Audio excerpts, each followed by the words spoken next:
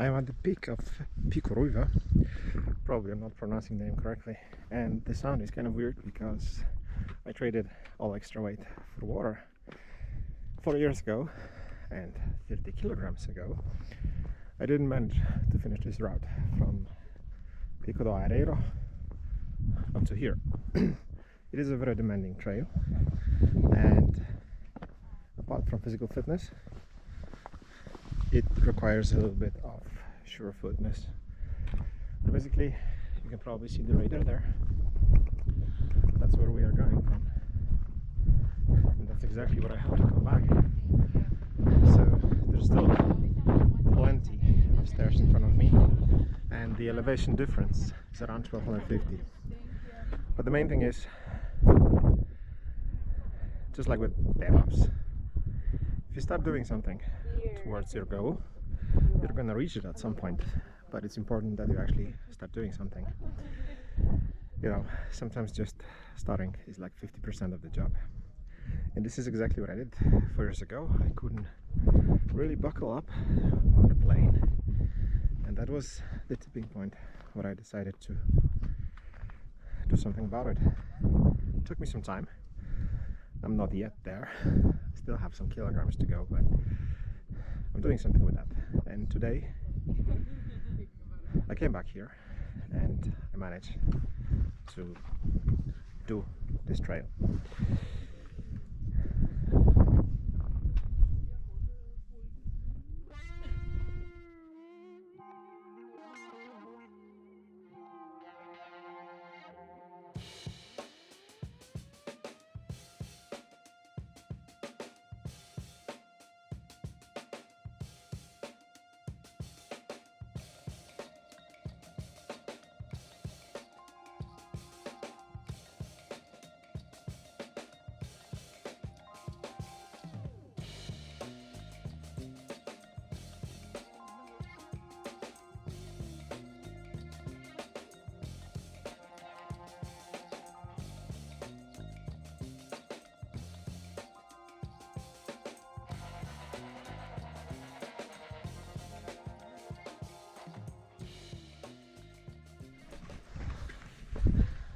Time to go back home.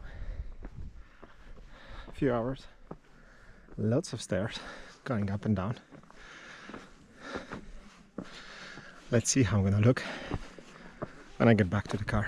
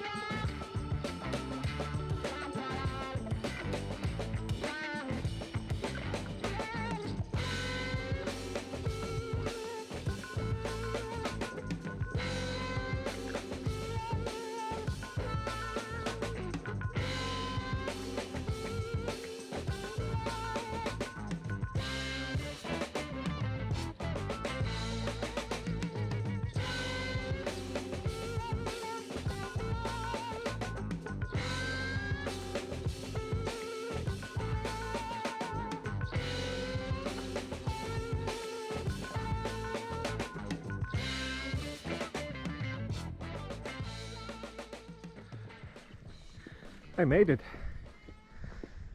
after 4 years and 30 kilos less.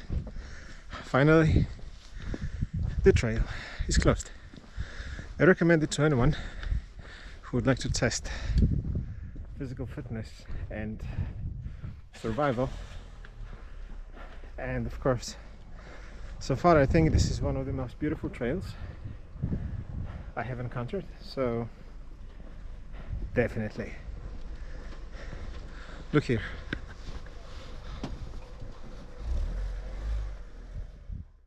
If you're asking yourself a question, why am I mixing all the DevOps things with walking around the mountains and achieving some, you could say, touristic goals.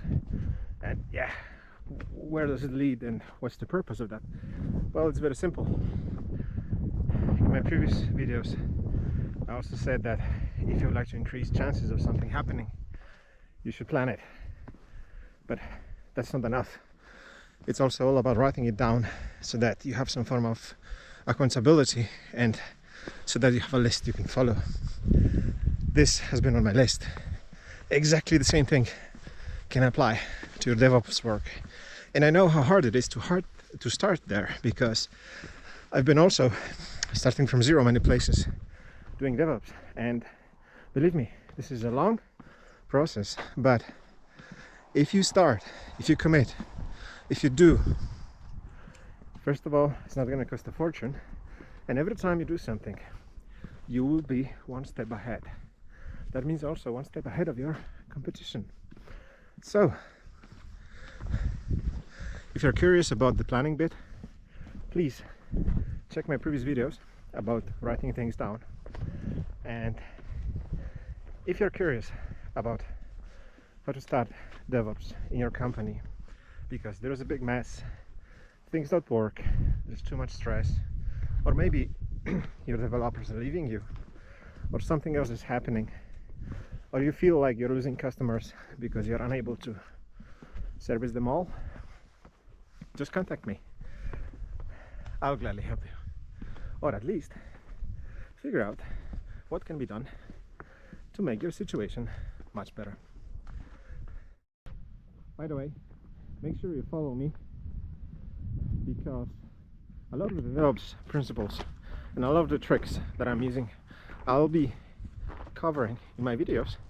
Some of these things will be, for example, the triangle pattern, doing proper prefixing, horizontal scaling, and many other that can make your life much easier in a company setting, and that will definitely empower your developers in the big picture. So it's not all lost. Follow my videos, check out if you can maybe use anything of that. Otherwise, you're always welcome to contact me.